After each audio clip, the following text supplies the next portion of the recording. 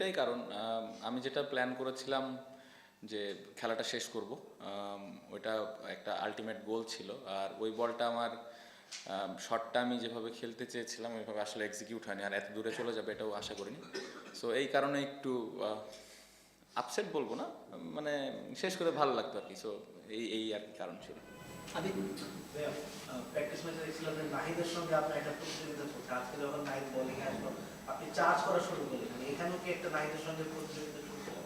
না ভাই, আমি সবাইকে চার্জ করার চেষ্টা করছি আজকে, পার্টিকুলার কোনো বোলারকে না। কারণ রানটাই এমন ছিল যে শুরু থেকে একটু কীভাবে রানটা আগায় নেওয়া যায় এই পরিকল্পনাটা ছিল, স্পেশালি পাওয়ার প্লেতে। সো কোনো পার্টিকুলার বলো না, অবশ্যই মাঝখানে আমরা ক্যালকুলেটিভ ক্রিকেট খেলেছি, কোন সময় কাকে একটু রেসপেক্ট দিতে হবে ওটা তো মাথায় ছিল। বাট শুরু থেকে প্ল্যান ছিল যে যত পজিটিভ ব্যাটিং আমরা করতে পারি। আপনি একটা ইন্টারভিউতে বলেছিলেন যে এই টুর্নামেন্টেরও আগে, বেশ কিছুদিন আগে, যে এই টুর্নামেন্ট দিয়ে আপনি আবার বিশ্বকাপের যে প্রেশারটা তৈরি করা এবং এখানে বিশ্বকাপে ফেরার একটা চ্যালেঞ্জ হিসেবে নেবেন, এবং সেই জায়গায় আপনি পৌঁছাতে পেরেছেন কিনা। আপনার দুটো ভালো ইনিংস দেখেছি, আরও কয়েকটা ভালো ইনিংস দেখেছি যেগুলি হয়তো আরও ব্যারি বড় হতে পারতো। এই মুহূর্তে কি মনে হয় যে আপনার পুরো প্রক্রিয়ার মধ্যে ঢুকে গিয়েছেন, বিশ্বকাপ দলে ফেরার মতো অবস্থা করছে? না, আমি যতটুকু জানি বিশ্বকাপ টিম তো দিয়ে দিয়েছে, আমি তাই জানি। বাট সেটা তো আসলে আমি মানে এটা নিয়ে আমি চিন্তাও করিনি। আমার মূল ফোকাস যে আমি কিভাবে আমি প্রতিদিন ইম্প্যাক্ট রাখতে পারি। আর আমার কাছে মনে হয় যে স্টিল নট এনাফ। আমি যেভাবে ব্যাটিং করেছি এখানে আরও সুযোগ আছে। আমি চেষ্টা করব নেক্সট ম্যাচে যদি আবার সুযোগ পাই আবার দলের ওপর ইম্প্যাক্ট রাখার। সিলেকশন আসলে আমার কন্ট্রোলে নাই। এখানে কোচ, ক্যাপ্টেন, সিলেক্টররা যেটা টিমের জন্য ভালো মনে করেছেন সেটাই আসলে করেছেন। বাট আমার কাজ রেগুলার পারফর্ম করা, যেটা আমি করার চেষ্টা করছি। যদি আপনি টি-20 ক্যাপ্টেন হতেন, আমাদের বর্তমান বিপিএলটা যদি আমরা চিন্তা করি, যারা টপ অর্ডার সবাই অফ ফর্মে, আপনি যেভাবে খেলছেন, আপনি যদি ক্যাপ্টেন হতেন, অন্য প্লেয়ার যদি এভাবে খেলতো, আপনি কি তাকে বিশ্বকাপের দল আরেকবার রেকর্ড কনসিডার করতেন কিনা, যেহেতু 31 তারিখ পর্যন্ত একটা সময় আছে? প্রথমত আমি তো ক্যাপ্টেন না, এটা চিন্তা করার কোনো ওয়ে নাই। আমার কাছে মনে হয় যে শুধুমাত্র এই যে 8টা-10টা ইনিংস হবে হয়তো, আমি যদি ওভাবে ধরি যারা রান করছেন না, এটা হতে পারে। টি-20তে আসলে ফেলিয়ার নিয়ে খুব বেশি চিন্তা করাটা আমার কাছে মনে হয় না যৌক্তিক।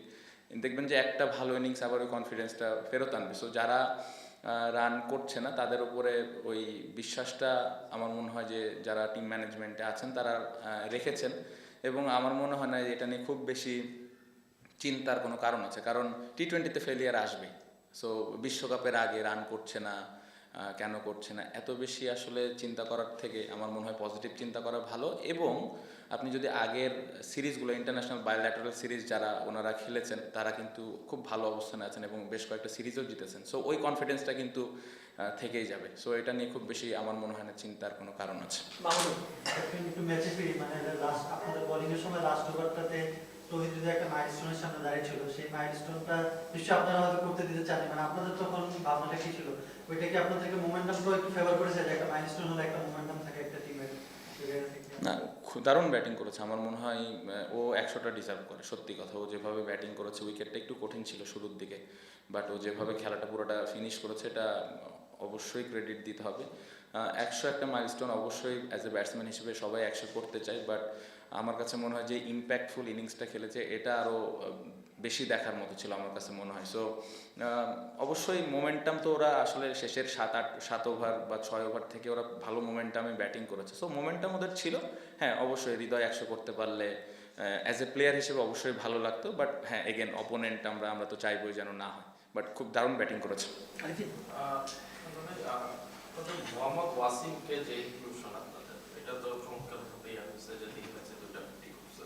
তো শাহজাদা ফারহান যখন চলে গেল, জিসান ছিল, তো আপনাদের আসলে কোন জিনিসটা আসলে করছে? কারণ আপনাদের টিম কম্বিনেশনটা দারুণ ওয়ার্ক করতেছে এবং যখন যে প্লেয়ারটা আসতেছে ক্লিক করতেছে, তো ওইটা ওয়াসিমকে আপনার ইনক্লুশন যেহেতু ডাইরেক্ট সাইনিং পরে করছেন, ওইটা একটু জানতে চাচ্ছিলাম যে জিসান থাকা সত্ত্বেও কেন আপনারা ওয়াসিমে গেলেন?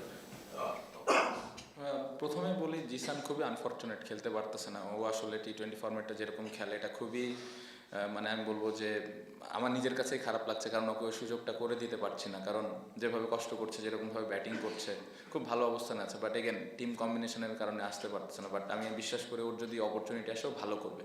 আমাদের ওয়াসিমের ব্যাপারে এই প্ল্যানিংগুলো অনেক আগে থেকেই ছিল যে আসলে ফারহান চলে গেলে কে আসবে, তো আমরা জানতাম এবং ওই ট্রাস্টটা নিয়েই কিন্তু আমরা আসলে সাইনিংটা করেছি।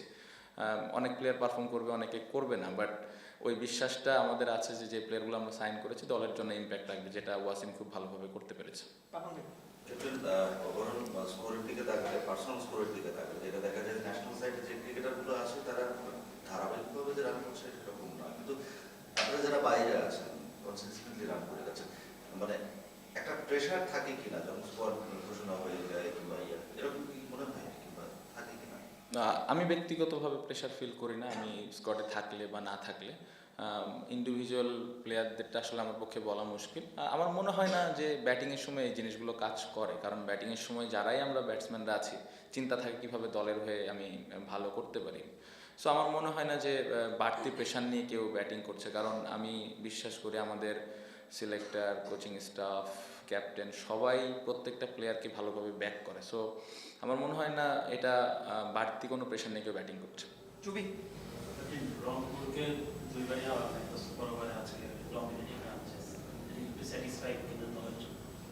না, এটাই তো অ্যাজ এ টিম হিসেবে এটাই আমাদের কাজ। আমরা লাস্ট ম্যাচটা ভালো ক্রিকেট খেলিনি, এটাও দেখতে হবে। চিটাগংয়ের সাথে আমরা খুব আমরা ম্যাচটা হেরেছি। সো এখানে আজকের ম্যাচটা খুব ইম্পর্টেন্ট ছিল। সো জিততে পেরেছি, খুবই ভালো। ইটস নট অ্যাবাউট যে রংপুরের সাথে জিতেছি। প্রত্যেকটা দলে এখানে ভালো দল, রংপুর অবশ্যই অনেক বড় দল, ওরা খুব ভালো ক্রিকেট খেলছে এবং আজকের ম্যাচও যদি দেখেন দারুণ ক্রিকেট খেলেছে। সো এই টিমের এগেনস্টে অবশ্যই জিততে পারলে তো কনফিডেন্স দিবেই, বাট ওভার এক্সাইটেড না। এবং আমাদের আরও সামনে ম্যাচ আছে, ম্যাচগুলো আমরা কীভাবে বেটার করতে পারি, আর একটু ইমপ্রুভ করতে পারি, এই জিনিসগুলো ইম্পর্টেন্ট। সো কনফিডেন্সের জায়গা থেকে আমি বলবো যে হ্যাঁ, ম্যাচটা জেতার কারণে 2 পয়েন্ট আমাদেরকে কনফিডেন্স দেবে।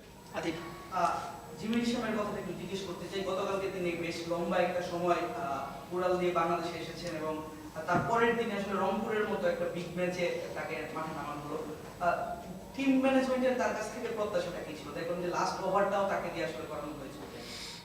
প্রত্যাশা তো ভালো ক্রিকেট খেলা, ইম্প্যাক্ট রাখা। আপনি যদি দেখেন খুব ভালো ইম্প্যাক্ট রেখেছে, 2টা দারুণ ক্যাচ ধরেছে এবং আন্ডার প্রেশার বোলিংও করেছে। সো আমার মনে হয় যে জিনিসটা আমরা নিশামের কাছ থেকে আশা করি সেই জিনিসটা ও আজকে খুব ভালোভাবে করতে পেরেছে। সো খুবই খুশি। লাস্ট টু আবিদ, তার বলছিলেন যে everyone is one match away from getting leadership.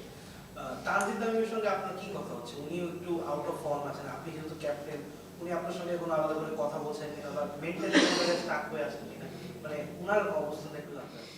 বাংলাদেশের এই মুহূর্তে one of the best batsman আমার কাছে মনে হয় ইন দিস ফরম্যাট। সো এই 4টা-5টা ইনিংস নিয়ে আসলে ও চিন্তা মানে করার কথা না আমার কাছে, যেটা মনে হয় ও চিন্তা করছে কীভাবে দলের উপর ইম্প্যাক্ট রাখে। আমি যেটা বললাম, টি-20তে এরকম 4টা-5টা ইনিংসে ফেল করবেই একটা ব্যাটসম্যান, এটা হয়ে আসছে। আর এখন দেখেন যেই উইকেট আমরা খেলতেছি অনেক ইউজড উইকেট, সো একটু কঠিন। আমার মনে হয় যে খুব একটা ইজি না, বাট এগেন ওর সাথে বাড়তি কোনো কথা হচ্ছে না, কারণ এক্সপিরিয়েন্স খেলোয়াড়, ও জানে কীভাবে কামব্যাক করতে হবে এবং আমি বিশ্বাস করি যে ও খুব তাড়াতাড়ি দেখবেন যে ও একাই 2-3টা ম্যাচ জিতাই দিছে আমাদের। Last one, second one. আর রংপুরকে পেলে আপনারা জ্বলে উঠছেন, মানে অল আউট ক্রিকেট খেলছেন এবং জিততে যাচ্ছেন, এটার পিছনে রহস্য কি? মানে ওদেরকে নকআউট স্টেজে ট্রায়ালটা নিয়ে নিচ্ছে?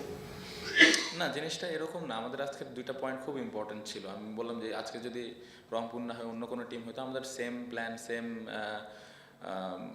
অ্যাটিটিউড, সব কিছু ওরকমই সেমই থাকতো। বাড়তি কোনো কিছু আজকে আমরা করতে চাইনি যে আজকে রংপুর একদম অনেক কিছু করতে হবে। ওরা অনেক ভালো দল, ওই দলকে আমরা ওই রেসপেক্টটা দিয়েছি এবং ওই দলের কি স্ট্রেংথ আছে, কি উইকনেস আছে, এই জিনিসগুলো নিয়ে আমরা অ্যানালাইসিস করেই মাঠে এসেছি। সো খুবই খুশি যে আমরা এই প্ল্যানগুলো এক্সিকিউট করতে পেরে ম্যাচটা জিততে পেরেছি।